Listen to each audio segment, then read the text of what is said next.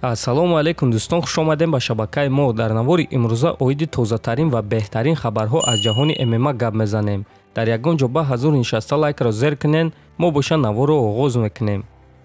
шаби гузашта аввалин турнири Беллатор дар Русия баргузор гардид, ки дар он варзигари тоҷик Шараф Давлатмуродов аввалин мухорибаи худро гузаронд ва рақиби ӯ топови ҷанговари Беллатор Анатолий Токов шуд. ва пеш аз мухориба букмекерҳо ва мутахассисҳо ба ғалабаи Анатолий Токов боварӣ доштанд, аммо Шараф тавонист ки ҳамаи онҳоро хайрон кунад. мухориба тамоми 3 раунд идома дод ва дар натиҷа бо қарори на ҳамаи доваро Анатолий Токов ғалаба ба даст овард. яъне дӯстон, қарори на ҳамаи доваро маънои онро дорад ки як довар ғалабаро ба Шараф дод ва ду довари дигараш боша ғалабаро ба Анатолий доданд. ва бояд гуфт ки дар ин мухориба ҷангвари мағлубшуда нест, чунки доваро метавонистанд ғалабаро чӣ ба Анатолий диҳанд, чӣ ба Шараф. аммо ман фикр мекунам ки аз сабабе ки ин дебюти Шараф Давлатмуродов буд, барои ҳамин доваро ғалабаро ба рақиби ӯ доданд. ба ҳар ҳол мо ба Шараф гуфтанием ки рӯафтода нашав, беҳтарин баромад бар зидди чунин рақиби сахт нишон додӣ. ҳозир бошад дӯстон, биён суханҳои худи Шараф Давлатмуродовро баъди мухориба гӯш мекунем.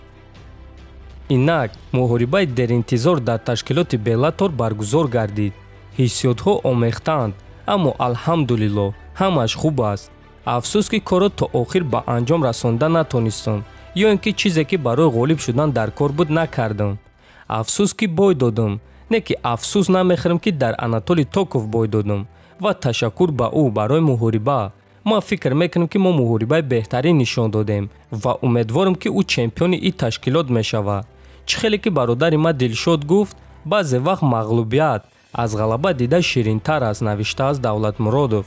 дӯстон, бояд қайд кард ки Шараф Давлатмуродов ва Анатолий Токов рафиқанд ва албатта ки ин мухориба барои Шараф эҳсосотона хеле мухорибаи душвор буд. ҳамчунин бояд қайд кард ки Анатолий Токов яке аз довталабон барои камарбанд ба ҳисоб меравад ва Шараф дар вақти мухориба тавонист ки ба ӯ проблемаҳои калон созад.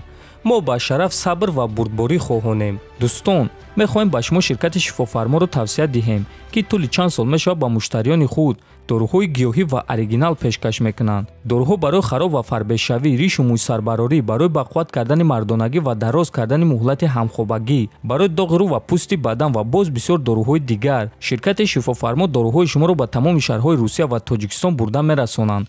барои ҳамин худи ҳозир ба номерҳои дар рӯи экран буда занг зада доруҳои даркории худро дастрас кунед ва агар скидка гирифтан хоҳед, пас ҳатман аз номи канали паҳлавон гап занед.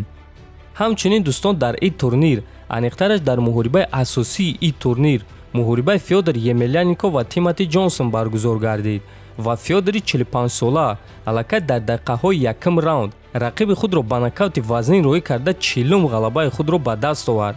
мо Федор ва мухлисони ӯро табрик мекунем. ҳозир боша биён реакцияи Хабиб Нурмагомедовро дар ғалабаи Емельяненко тамошо мекунем.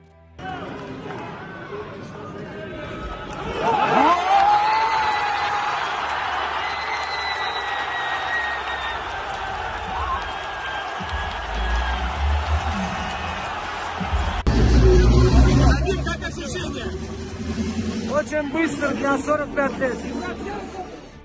ҳамчунин дӯстон, хотиррасон мекунем ки имшаб турнири UFC Fight Night баргузор гардид, ки дар мухорибаи асосии ин турнир ду топови ҷангвари UFC дар вазни миёна Коста ва Веттори вохӯрданд ва бояд қайд кард ки онҳо яке аз беҳтарин мухорибаҳоро нишон доданд.